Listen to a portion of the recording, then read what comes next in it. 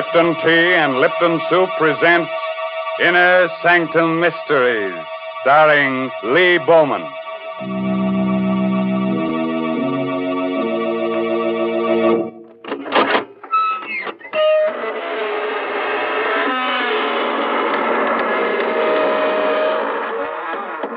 Good evening, friends. This is your host, Raymond. Welcome to the Inner Sanctum. Come in, won't you? What are you staring at?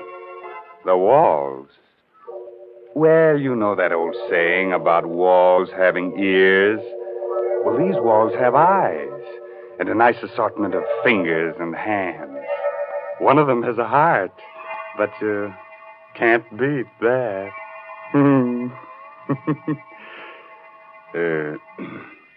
Don't mind me, friends. In my old age, I'm getting to be a bit of a gore. You're getting to be a crotchety old bachelor, that's what. Who said that? Oh, Mary Bennett. Hello. Tell me, Mary, do you think I should get married? You know, I used to have a girlfriend, but she threw me over. She was a vampire. She said I wasn't her blood type. Oh, Mr. Raymond, please, what a silly thing to say. More and more, I'm convinced that what you need is a wife. I'd just love to see the way a wife would handle you. Would you send me a wedding present, Mary? I sure would. I'd send you a big supply of Lipton's noodle soup. You know, I'll bet your wife would appreciate that. My goodness, in the old days, it took a woman all day to make a pot of noodle soup, whereas nowadays it only takes a jiffy. That is, when you use Lipton's noodle soup mix. But Lipton's has got the same homemade taste, believe you me. It's got the same chickeny flavor. Yes, sir, a hot plate of Lipton's noodle soup is a grand welcome home for the whole family. One whiff of that savory Lipton's noodle soup, and folks feel relaxed and ready for dinner with a rousing good appetite. Well, now, that's a very pretty picture, Mary. Which reminds me, our story tonight is about one of the fine arts, murder. It's called Death is an Artist, an original tale by Frederick Maytho.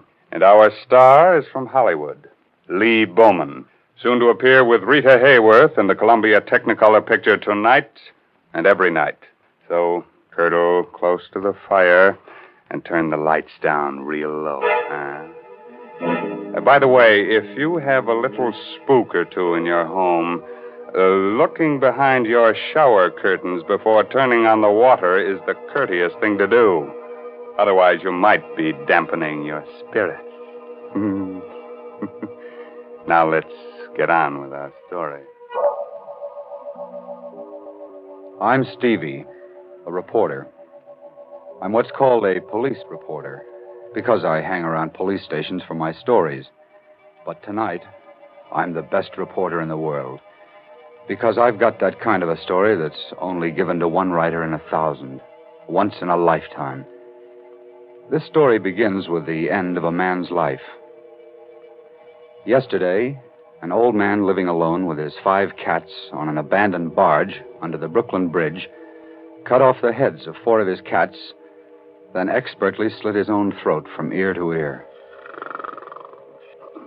At 6 o'clock on the morning we got the flash about this old man, I was playing cribbage with Mike, my police pal, at the station house squad room. Burke, the desk captain, was snoring his head off. Okay, Mike, there it is. Go, 121 points. That last run made it. You're the luckiest jerk, Stevie. We're both lucky. Not a call the whole night. Sure hate to drive out to anything in this blizzard. Police, 84th Precinct, Brooklyn. What? Yeah. Wait, say that slower. You haven't seen him in a week. His cats ain't around. Oh, but lady... Huh? Blood in the snow. Well, that's different, sure. Yeah, okay, thanks. What's up, Captain? Some dame passes an old barge down the foot of the bridge on her way to work every day. Says an old bum lives there with his cats. Don't tell me I got to rescue a cat now. No, this coot talks to her real polite every morning. But she ain't seen him in a week. Today she goes to look close like, and finds blood in the snow near the door. So... So we go see. Well, probably went south for the winter. Coming along, Stevie? Yeah, but I don't like it. Burke mentioned cats, and I hate cats. And I hate people who keep cats. Well,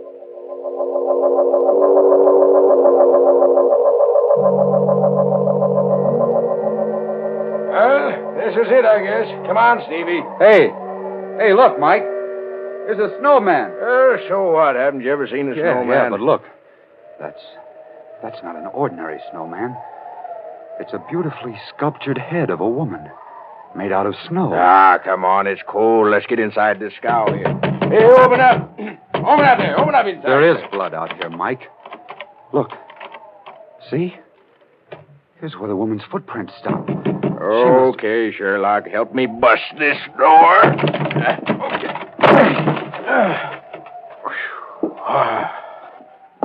Oh, what's the matter with you? Look on the floor. Holy mackerel.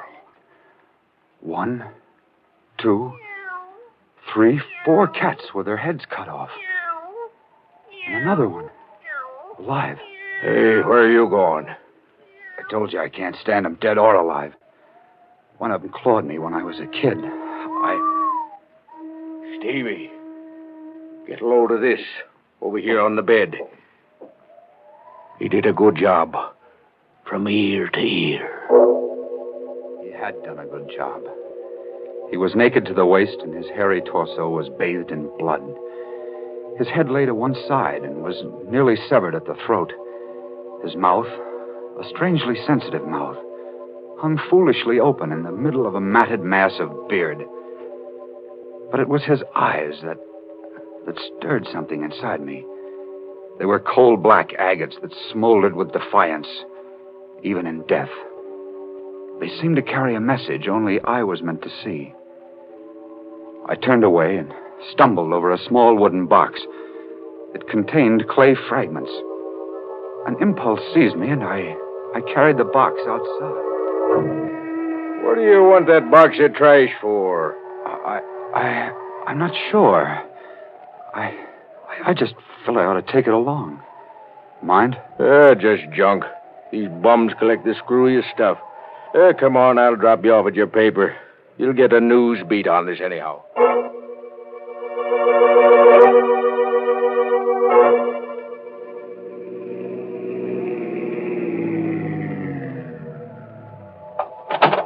Okay, Mike.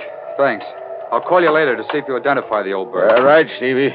Hey, here's that box of junk. You want it? Oh, yeah. Yeah, thanks, Mike. I wrote the item. All we could learn was that he was Ivan. No fingerprints on record, no relatives, just Ivan. So he stayed just Ivan to 250,000 readers and to the police. But to me, he was a man who had not yet died. I poked through the rubble of clay in the box, and I was about to throw the whole mess out when a time-blackened metal tag caught my eye. It was the kind of tag used to mark paintings or statues. It read, Agatha, January 2nd, 1924. 20 years ago. Today. And below that was a name, Ivan Thorne. The name jangled a bell in my memory. It frightened me. It fascinated me. I rummaged in the box some more. A hunch grew to certainty. Ivan Thorne had been a sculptor. Here was a fragment of clay, a nose. Here, part of a chin. Here, an ear, a woman's ear. And the snow image of a woman's head came to mind. Why did Ivan Thorne, a sculptor of obvious talent, do a head of a woman named Agatha in clay, then on the same date, 20 years later, as a bum, reproduce it in snow and slit his throat? I found the answer in the yellowed clippings of the newsroom morgue. The story of Ivan Thorne was filed under Murders Unsolved. After I'd read the story, I marched into GC's office. Hey, what's up, Stevie? They study the Brooklyn Bridge again? No. You read the item on the old guy I found with his throat cut? Sure. Cut off his cat's heads, then his own. Unidentified. Good item. I know who he is. Was. Yeah? Story? Story. You got time to listen? Shoot. Well, this begins in a sculptor's studio off Washington Square on a stormy night long ago. Ivan Thorne and Agatha, his wife, were having words. For the last time, Agatha. Are you really going through with this divorce foolishness? For the last time, yes. I'm tired of living from hand to mouth. I'm tired of your stupid statues. I'm tired of your stupid cats. I'm tired of you. All right. I'll give you the divorce. You can marry Greg Stevens. He'll give you everything you want. But Horace stays with me. I want custody of the boy. The court will decide that. Agatha, I've been working on that head of you for a year. It's good. I think the museum will... Oh, that thing? It doesn't even come close to looking like me. Of course, that head isn't you. It's what I remember you as when I first met you. Ivan, let go of me. You're hurting me. All right. I'll let go of you. But I'm going to finish that head, Agatha. And you're going to help me. I will not. You'll get your divorce. Only if you agree in writing to pose me one day each month for 6 months. I must finish it. 6 months, hmm? And what about Horace? He's away at school all the time. We'll let the court decide a decent arrangement.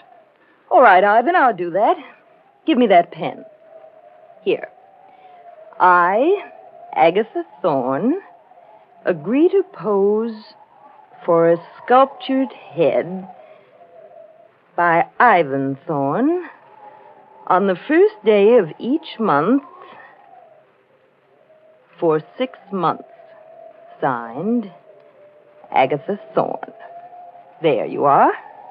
Now, get out. Get out before I break your neck.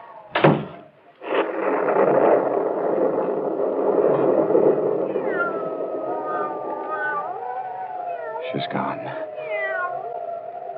She's gone. But I'll see her again. 6 more times. That's all I need. 6 more times.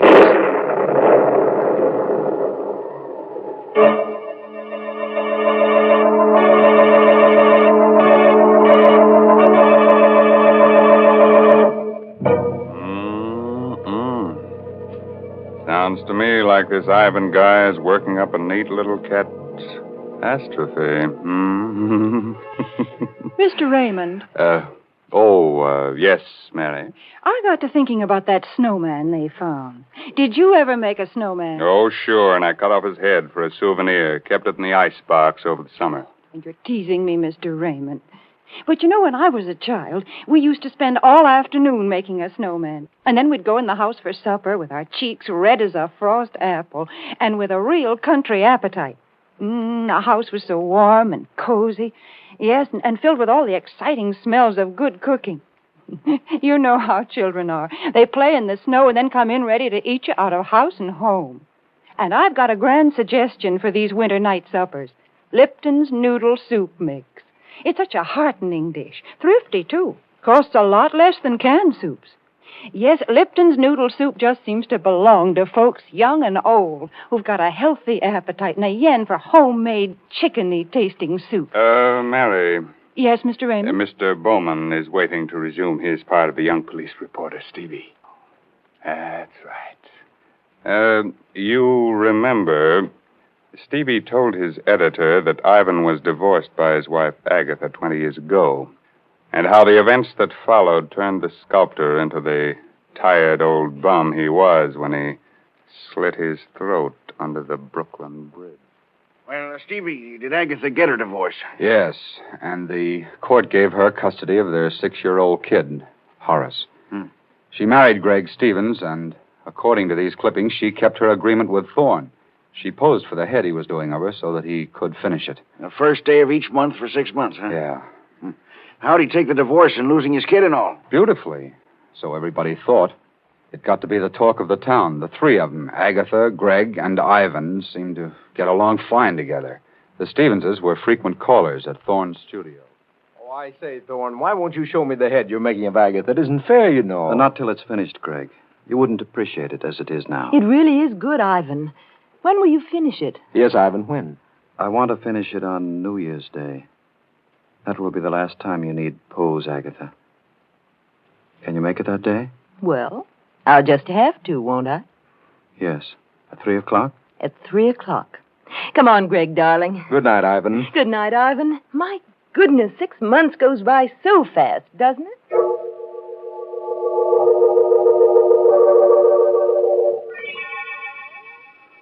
Six months. I gave them 6 months. One day it's over. Monday is the last day she poses for me. One day I'll finish that head. I love her. And for 6 months, 6 centuries, she belonged to that idiot. He took my son from me. You can't hear me, Agatha. Can you? This is you and Clay. You can't hear me. Everybody thinks it's wonderful that Ivan Thorne is such a good sport about it. I fooled them all. I fooled you. Yes.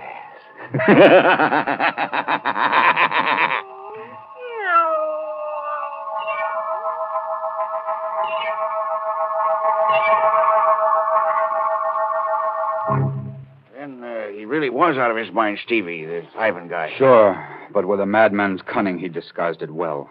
At that point, only his cats knew it, I guess. New Year's Day, 1924, was a howling wintry day. Neighbors later testified to seeing Ivan's massive frame, coat flailing open in the wind, eyes staring, unblinking, as he turned into his building. It was the last time they saw him. In his studio, Ivan kicked his door shut and began talking to Agatha's statue, as he'd gotten into the habit of doing now for some time. I'll set the table by the fire, Agatha, just as we always did. You like that? And I'll set a place for little Horace. Oh, I know you don't want him to come here, but we'll just make believe, huh? Agatha, I must pull myself together. Happy New Year, Agatha. Come in, come in. And the same to you, Ivan. Oh, let me get to that fire quickly. I'm frozen up. Why are you bolting the door? The draft rattles the door. Here, give me a coat. Now, how about a bite? By the fire? Why, Ivan. How quaint. Just like old times, hmm? This is the last time you'll come to pose. Have you minded living up to our agreement? No, Ivan. You've been very decent about it. But tell me, why are you so set on finishing the head you're doing of me? Have you ever seen a human skull, Agatha? Ugly thing. Long after that pretty head of yours becomes a skull, the head I'm making of you will live in ageless bronze. That's why I'm so anxious to finish this work. I see. Well, shall we start, Ivan?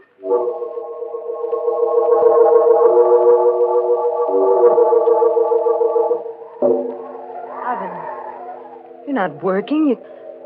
You're just staring at me. I'm studying the line of your neck, darling. It eludes me. Well, hurry, please. I've sat here for 2 hours now. I'm tired. I'll be finished soon. Then you can rest, darling. Then you can rest. Ivan, you're looking at me as though... Ivan! You've moved your head again, darling. Here, let me show you. There. So. Just like this. Don't move, Agatha. My fingers are loose on your throat. But in a split second, I can sink them into you tight. Like this. Don't... I've loved you more in these few months you've been away from me than I ever did before. I'll always love you. But if I can't have you, no one else can. Ivan, you're mad. You can't do I gave you 6 months with that fool because I wasn't sure. I thought I could get over losing you and the boy. But I can't. We all thought you would. Resign. No. Even now, I don't know if I want to kill you, Agatha. I'm not sure. No, you don't. You know you don't. Think of ours. Your son. I am thinking of your little fool. Oh, Greg. Greg, help me. Greg. You've got the nerve to speak his name here. No. You aren't Gregory.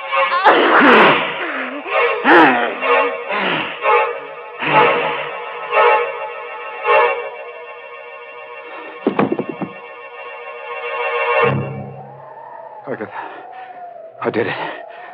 But you made me do it. How beautiful you are. Dead. Look at this clay head. Agatha, see, I was wrong. You're much more beautiful. I've changed my mind. I don't want fame. I don't want a statue. I want you. See, Agatha, I've broken it, smashed it. It's Greg Stevens who should die. He did all this to us. I'll go see Greg. That's it. But I must be careful now. I must make Greg suffer. Oh. I have it. Yes. He must know that he, too, has lost Agatha.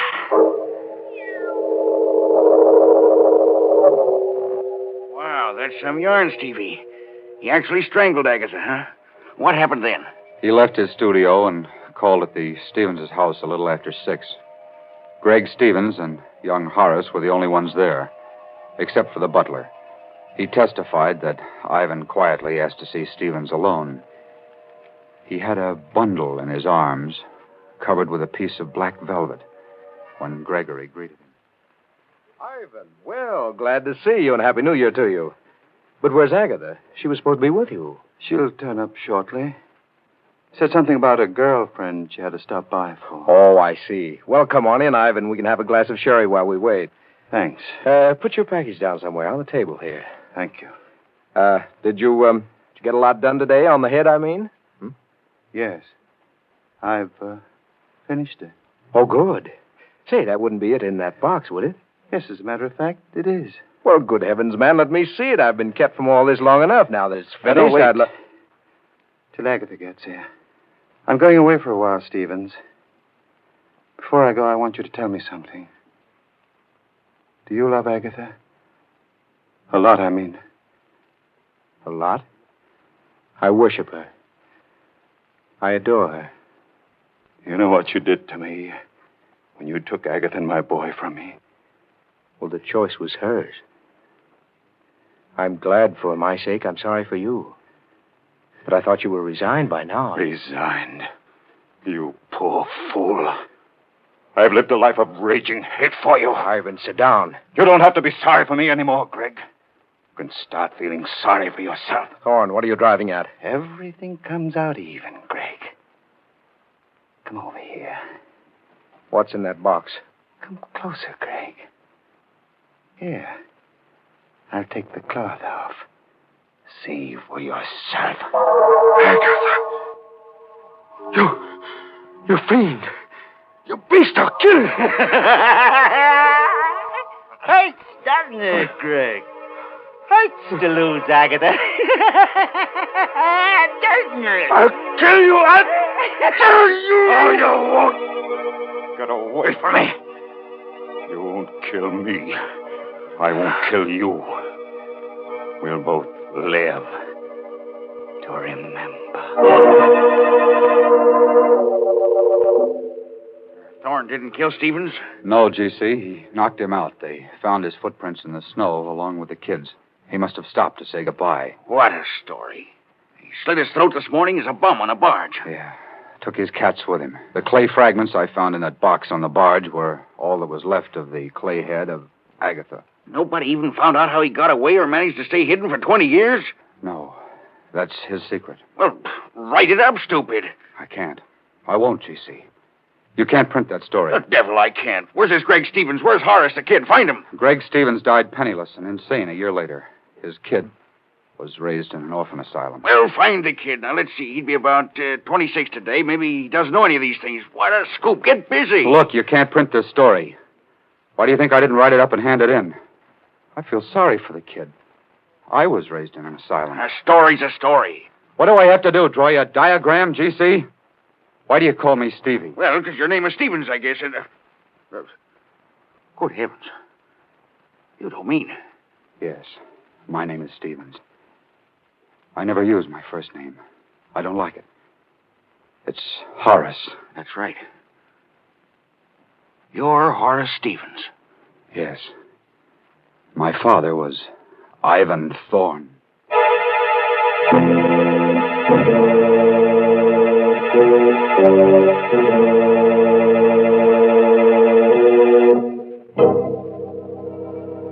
You have a little sculptor in your home. Better take his modeling away from him. Might grow up to be a bust.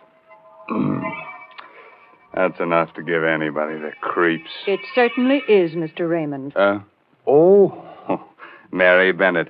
Say, didn't you like our story tonight? Well, it was exciting, all right, but why don't you tell stories about normal, happy people? Of course, folks like that never get murdered or anything, but interesting things happen to them. Nice things, too. Like discovering Lipton's noodle soup, huh, Mary? Well, why not? Lipton's noodle soup is a good way to brighten up a meal, and good meals are a mighty important part of life. So, folks, maybe you've tried other envelope soups, but if you've never tried Lipton's noodle soup, you've got something real nice ahead of you, because Lipton's is the favorite noodle soup of them all. Our moral for tonight is don't drive alone. If you have a car, lucky you, form a carpool. Then, if you should have a flat tire, you'll be among friends on that cold, cold highway. Fun, huh? And Uncle Sam says join a carpool, too. He's not kidding.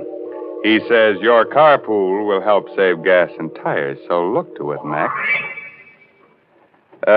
Yes, this month's Inner Sanctum mystery novel is Net of Cobwebs by Elizabeth Sanksay Holding.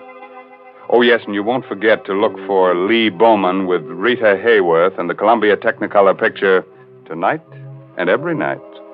Well, now it's time to say goodnight until next week at the same time when Lipton Tea and Lipton Soup again present another Inner Sanctum mystery directed by Himan Brown. Good night. Pleasant dreams.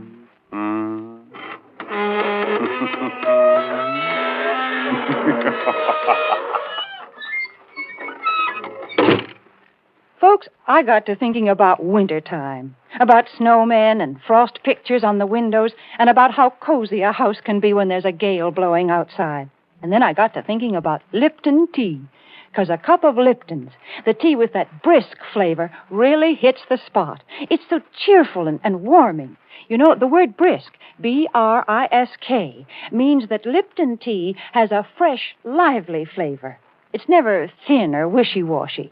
That's why Lipton's is America's favorite tea. So don't forget to ask for it when you go to the grocery store.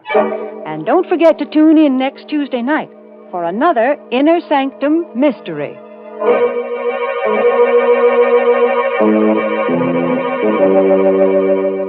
This is CBS, the Columbia Broadcasting System.